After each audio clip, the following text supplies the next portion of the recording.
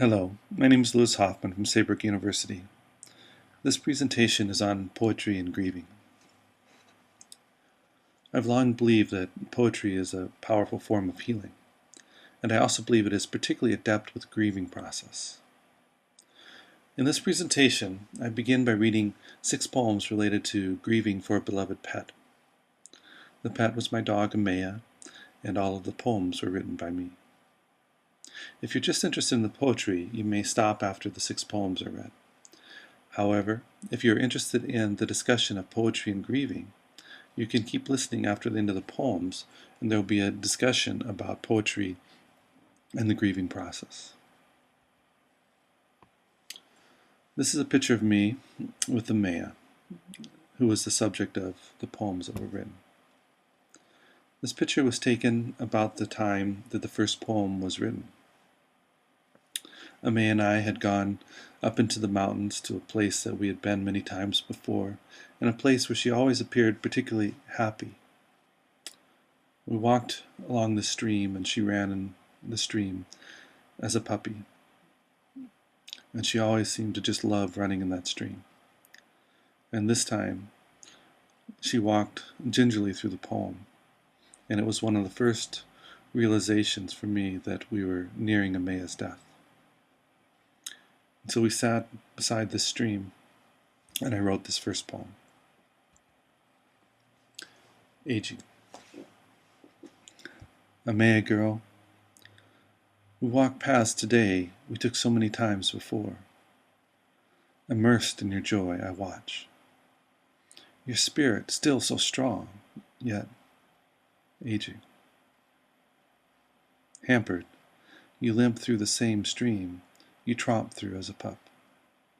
Your zest now restrained by aging body, no longer knowing which season to shed. Our walk's shorter now, me sorrowfully content with the last days of your presence. You, content to be in the nature you soon will join. This next poem was written the night that Amaya died. I had to say goodbye tonight. That big old moon wasn't quite full as I drove home tonight. A piece of it was missing. I felt that I was entering a time like that of tonight's moon, without the grace of such brevity. You lay on the mat, barely able to look up. I knew of your suffering when even the salt of my tears didn't draw your tongue. I knew the decision I did not want to make. In the midst of these many strangers, I felt no shame in my tears, no desire to hold back. I never hid anything from you. And now is not the time. I wasn't ready to say goodbye. As I held your face, cupped in my hands, I stared in those blue eyes the last time. I wouldn't look away. So the face that loved you so deeply may journey with you from that last breath. Then they were your eyes no more. Sitting with you on the floor, at times I thought I saw a breath. I knew. I knew. My walk felt as unsteady as yours a few hours ago, as I walked to my truck in that peaceful night that held no peace for me.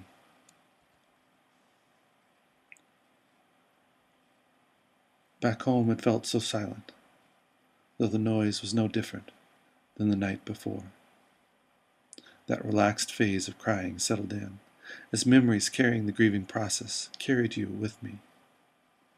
But each time I realized there would be no more memories, a jolt set more tears free, with gasps for air as if reaching for you. You were always my comforter. So many times I heard you were just a dog, but tonight more than ever I wanted you to know I never believed that lie. And tonight, as I held your face through that last breath, I never wanted to say goodbye.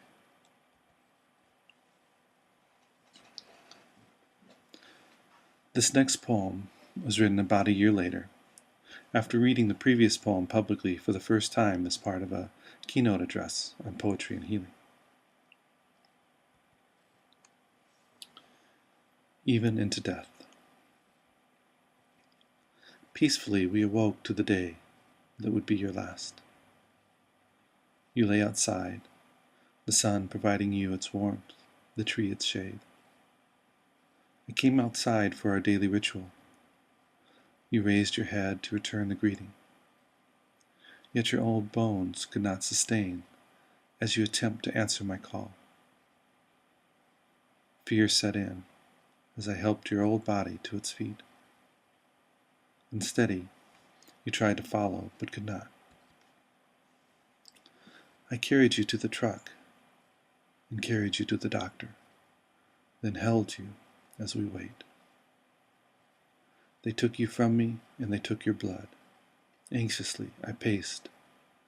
The night was so calm, but I would not accept its peace. As the news came, I resisted every way. I fought through emotions and challenged the choices, as if to keep you from death. Yet, death will have its way, and slowly I conceded. You came to me carried on a mat. White coats gave us our final moments together, then returned not so innocent. I held your face, and I held your gaze. I remembered my amazement in our years together. You trusted me so completely and did not flinch as my feet danced around you, grazing your hair inches from your face. Neither did you flinch or avert your gaze as I held your face and held your eyes. You trusted me completely, even into death. This next poem is also from a year later, and it began as a dream that turned into a poem. A visit.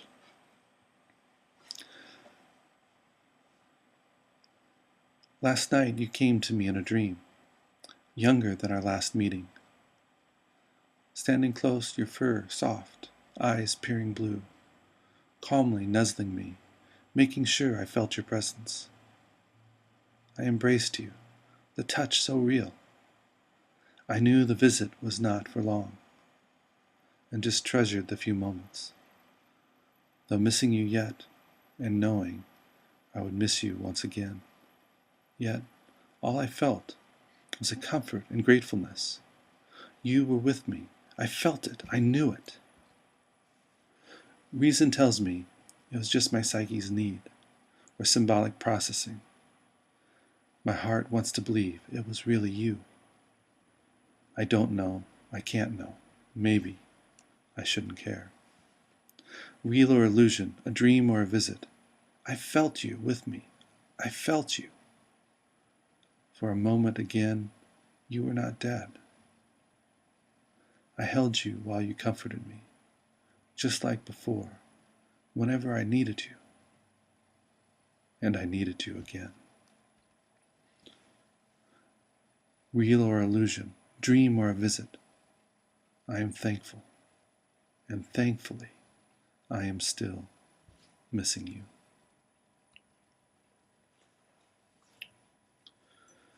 The next two poems are written about 2 years after Amaya's death. They were both written in the same day.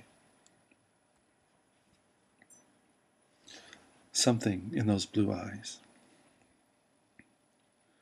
There was always something in those peering blue eyes, something wise, silently observing, something insightful. They'd always say you could see through right to their soul, and they were afraid, but not me. There was just something wild, something beyond. They'd scoff when I said you were part of my spirituality. But there was something in those blue eyes, where I saw God, felt God, knew God, something that showed the wildness of nature, the vastness of this universe. Not something to be controlled, understood, tamed. There was just something. Now that you're gone, I struggle to find God. It's not that you're gone, but that you're not here, not with me, not showing me. I can't find the way anymore, but keep trying, remembering that something in those blue eyes. You'd want that. You cared when I was sad, but liked when I found peace. In those blue eyes, I could see that. Yet, there is still something in those blue eyes, no longer with me.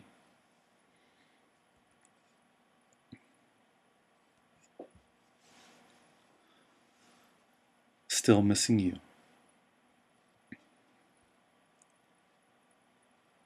It's been 2 years now since that night I watched your eyes leaving me. You were so much like me. I, your pack, you, my family. And we both took that seriously. When I took you to the kennel, you'd always fight. I knew what you were saying. I loved you too. And the days wouldn't be the same while apart. But that night you didn't fight, accepting your face more gracefully than me. Though family, you were also more, fiercely independent. And I knew, looking in those eyes, you were never my dog. Not in that way. You could not, would not be a possession. You fought to be something more, and you won. Our family, our pack, was inseparable.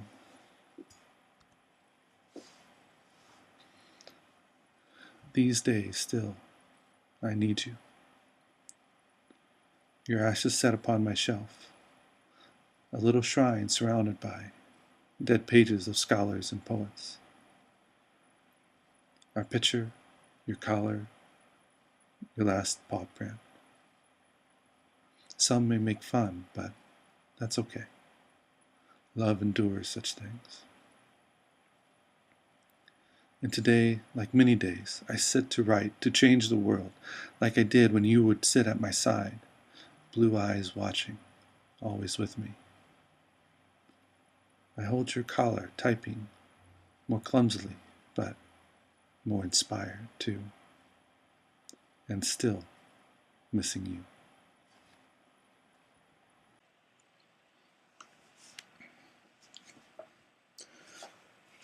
Okay, the poems are now done. If you're interested in sticking around and hearing about some of the theory, then you may want to continue listening at this point.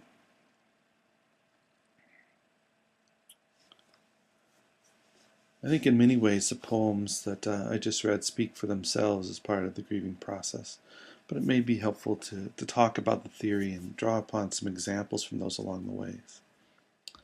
When we think about poetry and grieving, one of the first places we can go is to considering the processing and the loss element. It's important to differentiate processing emotion from an emotional release. An emotional release is just letting it out. Poetry can do this, crying can do this, talking can do this. There's a lot of ways it can let things out. But when we talk about processing, we're doing something a little bit more. Processing involves feeling the emotions, thinking about them, often thinking about them in a way that creates a meaning. And so this is what distinguishes doing all of these different things, is what distinguishes just releasing emotions from processing emotions. And that creating of meaning a lot of times is a significant part of what changes the grieving process. I think it's important to keep in mind, and I'll talk about this a little bit more, that the goal of grieving is not to end grieving. It's not to get rid of the pain of the loss, but it's to transition that to a different type of pain that is more manageable, and maybe even a type of pain that we can appreciate. Now, for an example of the processing, with the second poem I read, that was written the night that Amaya died. After I had left Amaya and was driving home, the poem started to form in my mind already at that point, particularly as I looked up at the moon, which became one of the images that I wanted to remember as well. And then I went home and I sat down and I wrote the poem. And the poem came pretty quickly, and it's not changed much since that original poem. I'll often change poems, but this one I didn't change much. And when I got done writing the poem, pretty much immediately I felt a significant emotional shift. It wasn't that the pain went away. I was still feeling pain in that moment. But it changed significantly, and somehow I had a sense that it was going to be okay, much more than I did before the poem. And so that poem, in part the reason why I don't want to change that poem is because of how it impacted that moment. Sometimes I'll keep various versions of poems, but with this one, I just honored this poem as it was. Some of the other poems that I wrote later, particularly the ones that were written a ways out from Amaya's death, had a different process. They started with a subtle feeling, and actually I felt more towards the end. I felt more sadness, more pain towards the end. But yet at that point in time, I was okay with that. I knew that that was temporary, that it was a part of transition, that it was a part of that ongoing grieving process. And I think in many ways the poems are written with that intention, to bring up some of that emotion, because sometimes bringing that up, it helps us along that grieving process, and it helps us to preserve some of what we want to keep in that memory. So poetry often involves a process of holding on while at the same time letting go. I know that's a little paradoxical, but we let go of some of the deeper aspects of the pain. And as I mentioned a little bit before, there's often this thought of grieving, just letting go of the pain, getting rid of it altogether so that there's no more pain. I don't believe that's healthy grieving. I think healthy grieving in most circumstances, if it was a significant relationship, whether a significant relationship with a family member, a friend, a pet, or maybe some other types of connections as well, the grieving's going to continue on. And that's okay, but we want to help it to transition. And so the holding on is holding on and letting it transition into something different. And sometimes by holding on what is most essential, what is most meaningful, we're able to start to let go of some of the more disruptive types of pain that can be connected with the grieving process. So it is holding on to the meaning that was part of that relationship. It was holding on to the love. Because the love doesn't need to die or go away because the person or the pet has died and gone away. It's holding on to the lessons. And with Amaya, I learned quite a bit from her. And so those are lessons that I want to hold on to. And it's holding on to images. There's a number of images in these poems that I wanted to keep, that I wanted to preserve. And it's easier to let go of that deeper pain once we've found ways to hold on to what we can keep and what we want to keep. So personally, I don't want to stop grieving for Amaya and other losses in my life. I want to keep it. And that was one of the themes that you see in places in the poetry. And thankfully, I am still missing you. That type theme came up many times. And that's what I wanted to preserve. So holding on and creating images. Poems can be, I think of them as an emotional photograph. It captures and preserves not just the images, but the emotions, the thoughts, the associations. It's in some ways more holistic than what a photograph can be. In ways it captures different aspects of it though too. So you may notice some of the emotional photographs in the poems that I read. And I referred a lot to Amaya's eyes. Amaya's eyes were very impactful to me. One, because they were beautiful eyes. People would always comment on her eyes. But there was also something in the way that we would use our eye contact with each other. That Amaya would use her eyes to communicate quite a bit to me. And we developed a way to communicate about things through our eyes quite a bit over time. One of the most important things for me to preserve in these poems was the very last moments. It was very important for me when they gave Amaya the injection to just keep gazing into her eyes through that last moment until her eyes changed and I knew that she was gone. We were very close and I believe very much in facing the realities of life directly and honestly.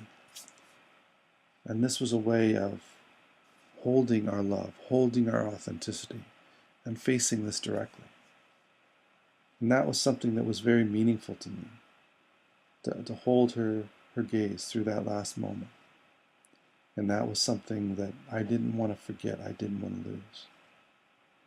And also the feel, the emotions of that night, that was something I didn't want to forget. Because again, part of the joy of our relationship was connected to that sadness. You can't separate the two. And so holding on to one helps me to hold on to the other.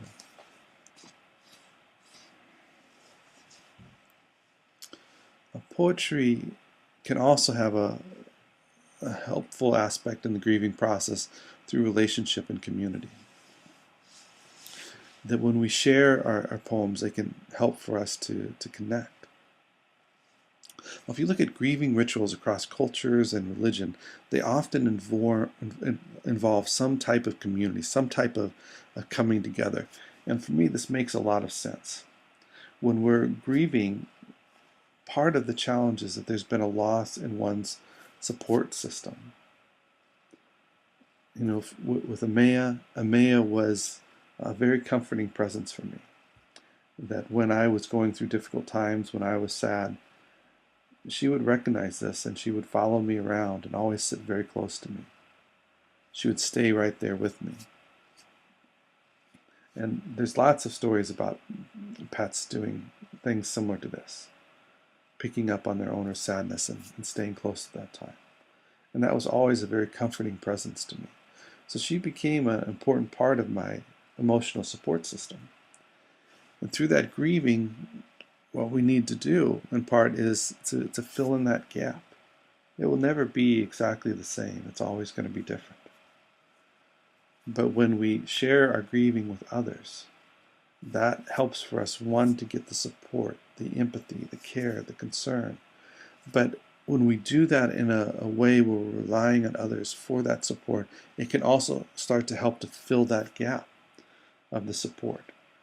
From the loss in our support system, the loss of the role that person played in our lives.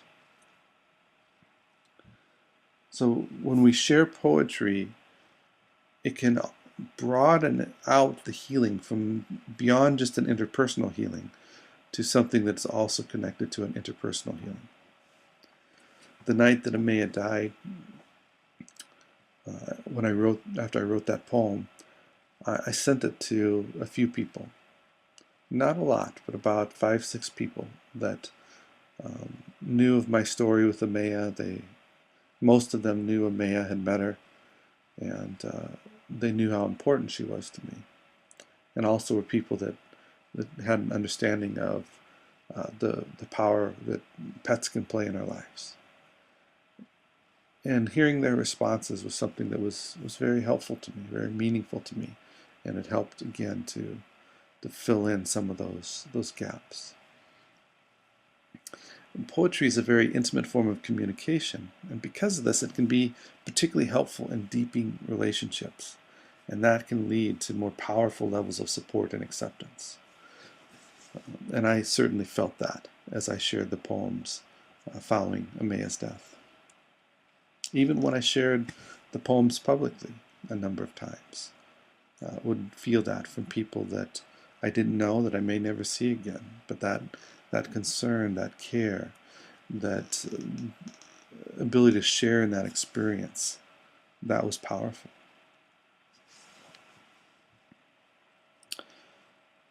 Poetry and paradox in the grieving process. Healthy grieving involves grieving for the good as well as the difficult or bad.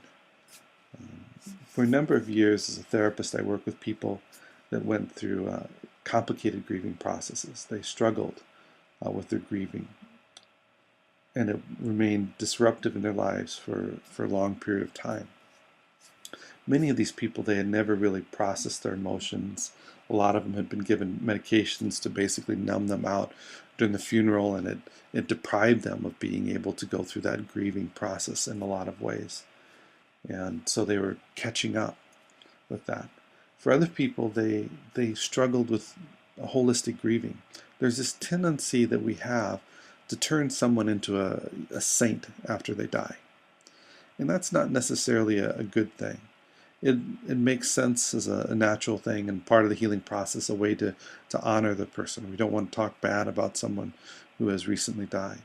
But healthy grieving, we must grieve the good and also the bad or the challenging. The loss is what we didn't get from that relationship that we wanted, that the places the relationship didn't live up to what it was, the places where the person was really annoying or frustrating at times. We need to grieve for those, and as well as grieving for the good.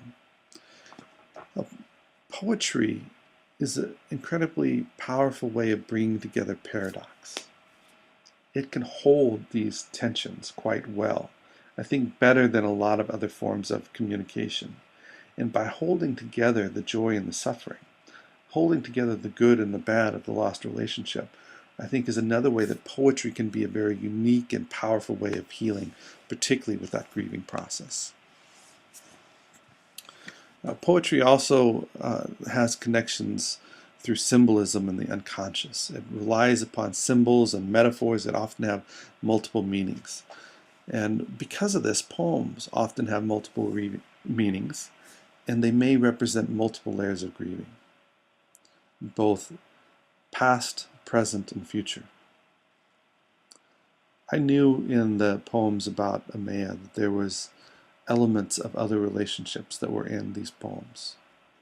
Though Amaya was the primary theme and target, yet recognizing that they, through this symbolic level, they were connected to other impending losses, connected to other past losses. I was able to better understand the entire grieving process. In many ways, all of our losses have some connection together in a similar way. And so, in working through this grieving process, it also helped with grieving for some other things. It helped in preparing for some impending losses. Again, this is one of the beauties and powers of poetry in that healing process, is that the symbolism is so broad and powerful that it can have multiple meanings.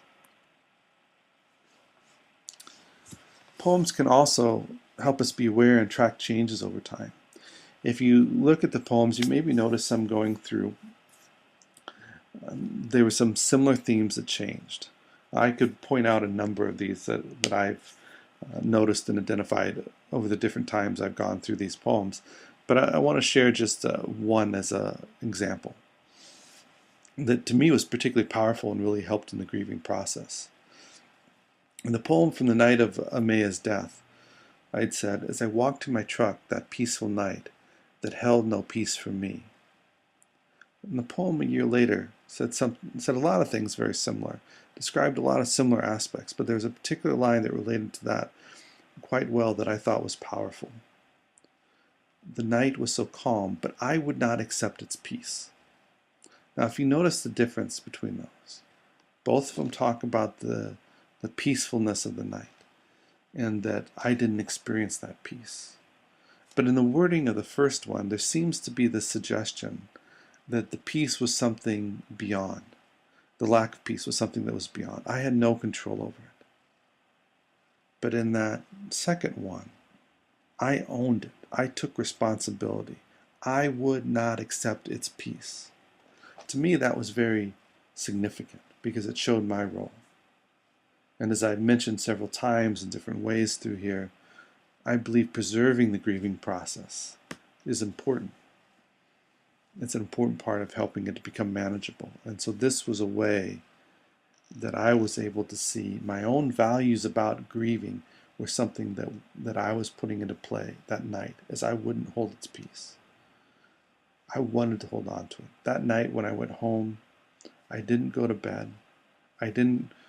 It was pretty late and my wife had fallen asleep. I didn't go up to wake her up to receive her comforting, though I knew I could do that. Instead, I sat down there with my poem, with my emotions, intentionally. I didn't accept the peace that was around me that night. I was where I needed to be. I was experiencing what I needed to experience for me at that point of the grieving. And I think that made a big difference. So that even though for me this was a big loss, and some people may or may not be able to relate to a big loss being in the form of a pet, but for me it was a big loss, and it was able to help me to work through that big loss in a way that was much more manageable. Okay. So that's the conclusion of the discussion of the theory portion. Obviously, it's just a little snidbit of it. I've done some other writing on poetry and healing and growth, and you can find some of this work on academia.edu. There's the link there, or if you just go to academia.edu and search for Lewis Hoffman, you'll find me, and you'll find some of the other papers and work that I've done on poetry. And I've also have a few other video lectures on poetry that are available on YouTube, and there's the link to the YouTube channel. Or again, you can just go into YouTube and search for Lewis Hoffman, and you should be able to find that page on YouTube. And if you're interested, listen to some of the other lectures, some of which cover some similar things. One of them has some of the same poems in them, but you can find those there. Thank you very much.